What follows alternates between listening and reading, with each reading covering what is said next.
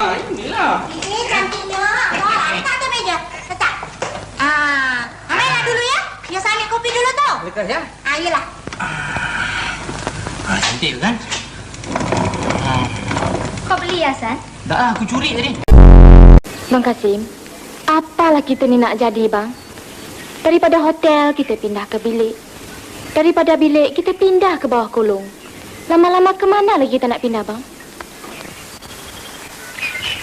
Pindah ke lubang kubur. Mastura! Mastura! Mana Mastura? Mana Mastura? Umi, Mastura mana? Umi sudah lari kah? Sekarang mari kita cerita pasal Haji Bakil. Haji Bakil itu memang orang kaya. Rumah dia besar. Kereta dia pun cukup cantik. Nak tengok keretanya? Itu di ujung sana. Cantik kan? Macam setan. Butang baju aku mana ada? Butang apa pula? Baju kot kan ada butang? Butang baju Melayu dah. Dah tua pun bodoh.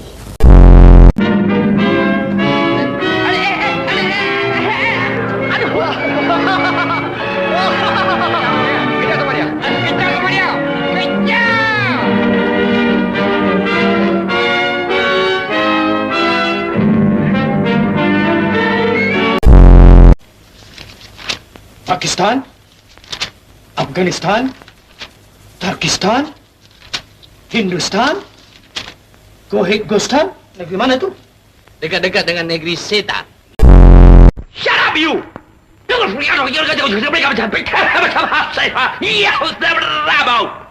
cikgu. Bahasa apa yang cikgu marahkan saya ni? Bahasa Jerman lah. Kau mana tahu kau tak sekolah? Apa khabar? Khabar baik, ma'am. Dah makan? Sudah, ma'am. Bagaimana perasaan hari ni? Gelisah, ma'am. Gelisah? Ya, ma'am. Agaknya ada barang yang kurang ya? Ya, ma'am. Apa yang kurang? Tak ada, ma'am. Cik Arun lupa. Dulu kan Cik Arun janji nak kahwin dengan saya. Kalau Cik Arun betul-betul nak kahwin dengan saya, lupakan soal duit tu. Kita kahwin. Cik Norma, sebenarnya bukan saya tak nak kahwin dengan Cik Norma. Saya hendak. Tapi maklumlah sekarang ni, saya ni belum masuk akal balik lagi. Apa pasal pula? Pisau melekat belakang aku dah. Aduh, sakit. Aku mati dah.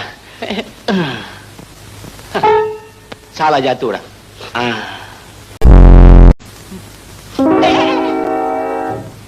Apa pasal kau senyum? Aku mati dalam iman.